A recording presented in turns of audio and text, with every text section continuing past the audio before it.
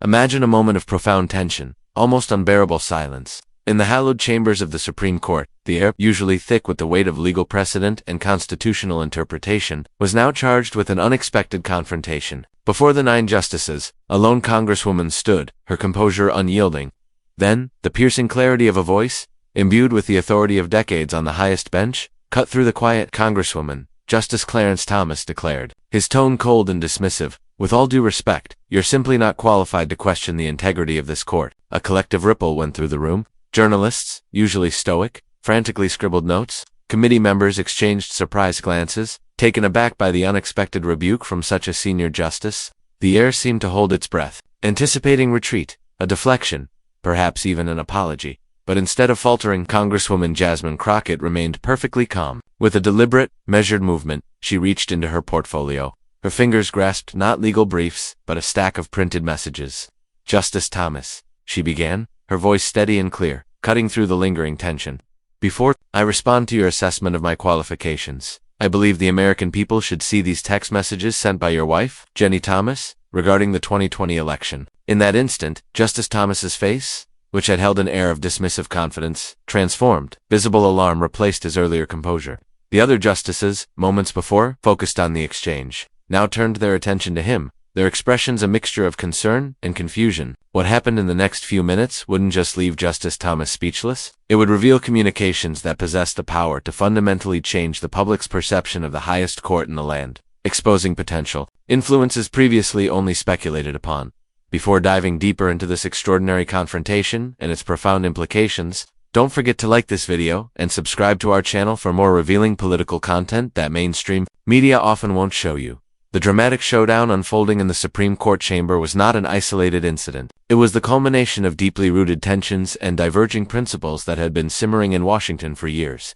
At the heart of this conflict stood 2 powerful figures, each representing a distinct approach to public service and accountability. Congresswoman Jasmine Crockett had meticulously built her presence in the nation's capital. A former civil rights attorney from Dallas, Texas, she had forged her reputation on the front lines, passionately defending voting rights and tirelessly fighting against systemic inequalities that challenged the very fabric of democracy. Her journey to Washington was a testament to her dedication.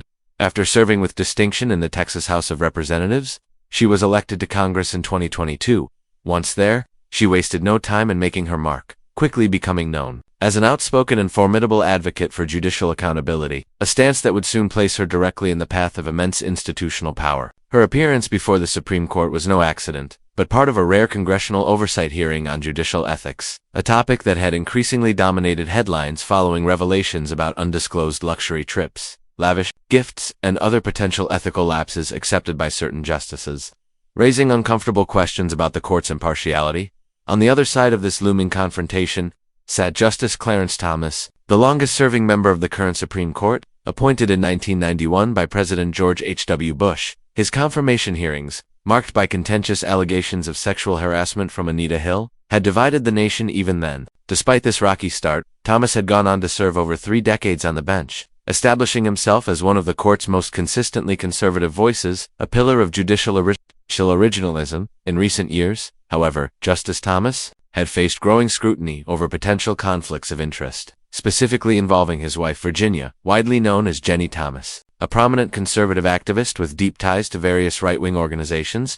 Ginni Thomas had been increasingly vocal about political matters that could potentially come before the highest court. Most notably, compelling reports had emerged suggesting she had sent numerous text messages to then White House Chief of Staff Mark Meadows, explicitly urging efforts to overturn the 2020 presidential election results, a matter with direct implications for cases the Supreme Court might consider. Despite these mounting concerns, Justice Thomas had consistently refused to recuse himself from cases related to the 2020 election and the January 6 Capitol riot. He steadfastly maintained that his wife's political activities had no bearing on his judicial decisions. Furthermore, he had repeatedly dismissed calls for stronger ethics rules for the Supreme Court, characterizing them as unnecessary intrusions on judicial independence and a threat to the court's constitutional role. The hearing itself was initially focused on a proposed Supreme Court ethics code, with each justice invited to share their perspectives. Most had offered carefully worded statements about the importance of public trust while defending the court's existing practices. When Justice Thomas's turn came,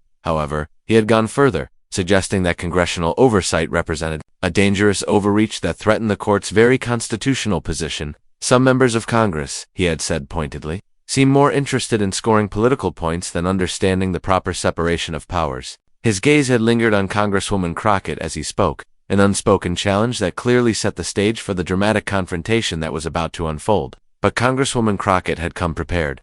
For weeks, her dedicated staff had been meticulously researching communications involving Ginni Thomas that had not previously been made public. Through diligent investigation and leveraging sources connected to the January 6 committee's prior work, they had obtained additional text messages that went beyond what had already been reported in the press.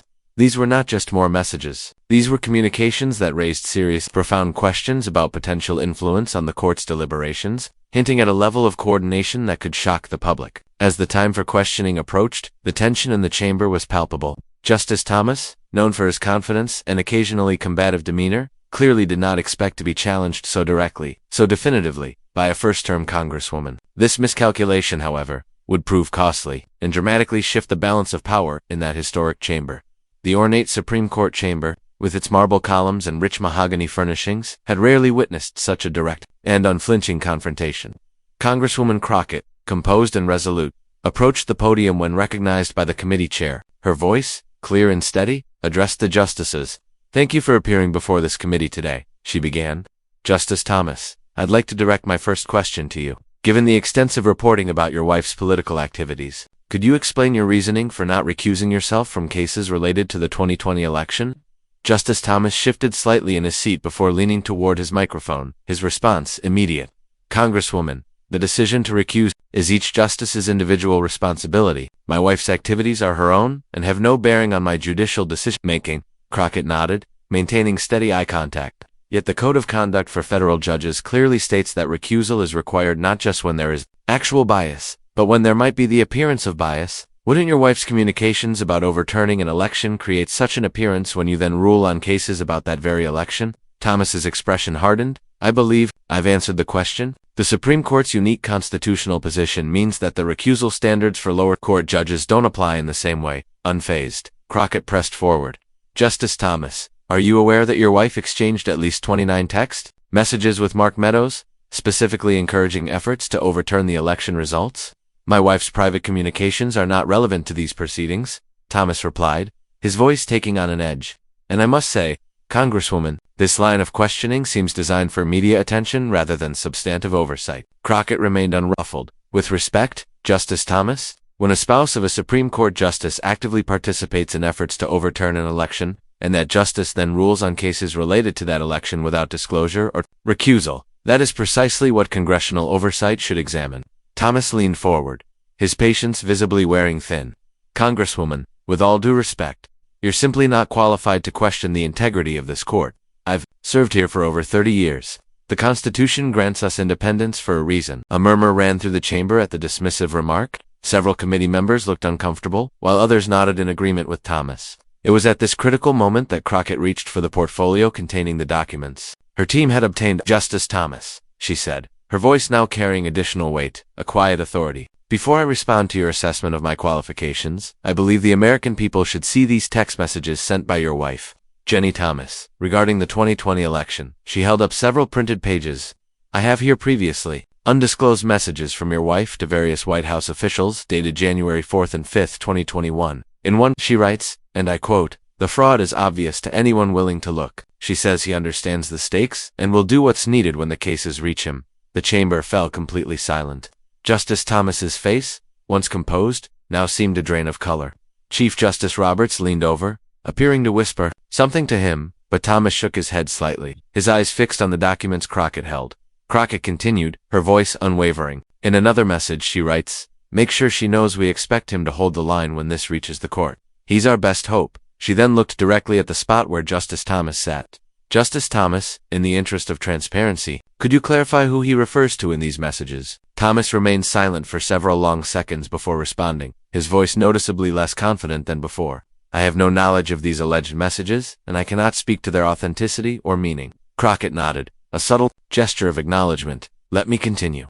On the morning of January 6th, before the Capitol riot, your wife sent this message: 'The fight for America begins today.' She knows what's at stake better than anyone. We've talked about this moment. For years, she placed the papers down deliberately. Justice Thomas, given these communications, which clearly suggest your prior knowledge of your wife's activities, how can the American people trust your impartiality in cases related to the 2020 election? The committee chairman attempted to intervene. The Congresswoman's time has expired. I yield back. Mr. Chairman, Crockett responded, her voice firm, but I would like to enter these communications into the official record. As she returned to her seat, the chamber erupted in a mixture of outrage and support. Several Republican committee members immediately objected to the introduction of the messages, questioning their authenticity. Democratic members countered that the messages were directly relevant to the ethics discussion at hand. Justice Thomas conferred urgently with Chief Justice Roberts, who then leaned toward his microphone, seeking to restore order. This hearing is about the court's ethics practices broadly, Roberts stated. It is not an appropriate forum for introducing unverified personal communications. The court respectfully requests time to review any documents before they are entered into the record. Crockett remained composed amid the chaos. When a Republican congressman accused her of orchestrating a political stunt, she responded calmly, her voice resonating with conviction. Asking for transparency from our highest court isn't a stunt. It's our constitutional duty of oversight. As the committee chair struggled to maintain order, news alerts began buzzing on reporters' phones. The confrontation was already making headlines across the country, with social media exploding in real-time reactions. Faced with the escalating situation, the committee called a 30-minute recess to determine how to proceed. During the break, Crockett stood in the hallway outside the chamber, surrounded by colleagues and journalists. Maintaining her composure and refusing to be drawn into speculating about the implications of the messages. This isn't about scoring political points, she told reporters. This is about ensuring that our highest court maintains the integrity essential to its function. When a justice with apparent conflicts fails to recuse, it undermines public trust in the entire judicial system. While Congresswoman Crockett maintained her composure in the hallway, behind the heavy doors of the Supreme Court, an urgent and unprecedented conference was taking place among the justices. Court staffers could be seen rushing between offices, their movements conveying a sense of crisis. Several constitutional scholars were hastily contacted by phone, their expertise sought in a moment of unfolding legal and political turmoil. When the hearing finally resumed, the atmosphere in the chamber had completely transformed. Gone was the earlier bravado. In its place was a palpable sense of gravity. Chief Justice Roberts took the unusual step of addressing the committee before questioning continued. The court takes any concerns about judicial ethics with the utmost seriousness, he began, his tone measured, the tension evident in his posture. While we dispute the manner in which certain communications have been presented today, the court recognizes a legitimate interest Congress has in ensuring judicial impartiality.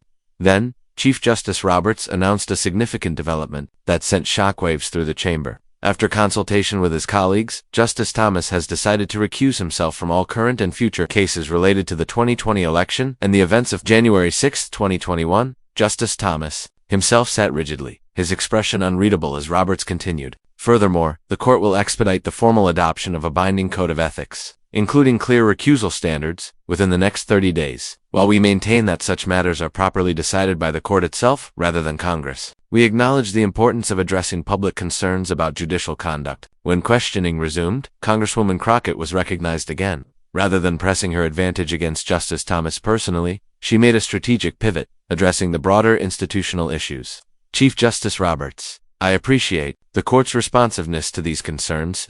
Could you clarify how the new ethics code will be enforced, and whether it will include provisions for transparency regarding justices' financial disclosures and gift acceptance? Her strategic shift from confrontation to constructive dialogue caught many observers by surprise. Rather than continuing to target Thomas, she was using the momentum gained from the revelation to advance the substantive reforms that had been the original purpose of the hearing. Chief Justice Roberts, appearing visibly relieved by the change in tone, provided a detailed response outlining potential enforcement mechanisms. Other justices joined the discussion, several expressing support for stricter disclosure requirements, acknowledging the weight of public perception.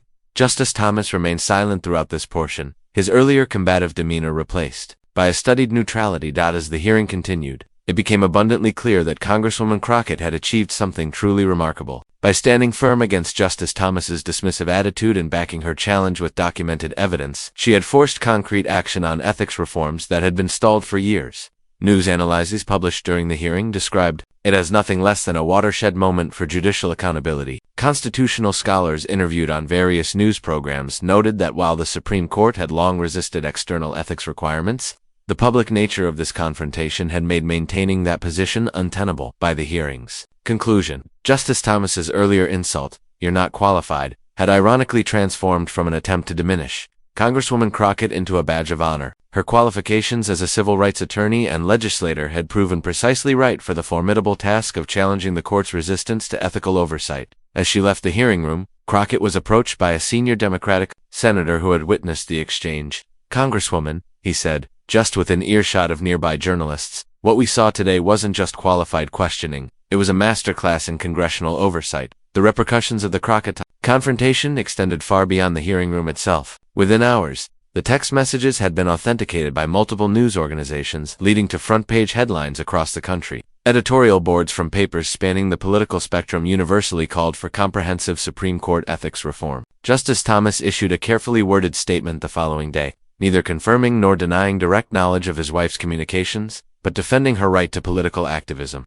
"My wife is an American citizen with her own views," he wrote. "While I have recused myself from certain cases to avoid any appearance of impropriety, I categorically reject any suggestion that her activities have influenced my judicial decision-making." Ginni Thomas, through her attorney, also released a statement, claiming the messages had been selectively edited and presented without context, but notably did not deny sending them. She reiterated that her political activities were conducted independently from her husband's judicial work. The White House initially attempted to stay above the fray, with the press secretary stating only that the president believed in the importance of an ethical, independent judiciary. However, as public interest in the story intensified and the calls for reform grew louder, the president himself issued a statement calling for Congress to pass legislation, establishing clear ethics requirements for the Supreme Court. For Congresswoman Crockett, the hearing marked a defining moment in her nascent political career. Previously known primarily within her district and among civil rights advocates, she was now recognized nationally as a formidable voice for institutional accountability, her name synonymous with challenging power. In a thoughtful interview on a prominent news program a week after the hearing, Crockett reflected on the broader significance of the confrontation. "This wasn't about one justice or one spouse," she explained. "This was about whether our institutions are willing to hold themselves to the standards they impose on others. Can we truly have equal justice under law if those interpreting our laws aren't bound by ethical constraints?" The practical impact of the hearing became evident swiftly. Just 3 weeks later, the Supreme Court announced its new Code of Conduct. While critics noted that the code remained self-enforcing, it contained significantly stronger recusal requirements and disclosure obligations than many had expected. Most notably, it explicitly required justices to recuse themselves from cases where a spouse had taken a public position on matters central to the case. A direct response to the very issues raised by Congresswoman Crockett, the response was equally consequential. A bipartisan bill establishing an independent review process for Supreme Court ethics complaints. Legislation that had previously languished in committee for years suddenly gained unprecedented momentum. Several conservative senators who had openly opposed the bill prior to the hearing now expressed openness to reform, publicly citing the urgent need to restore public confidence in the court.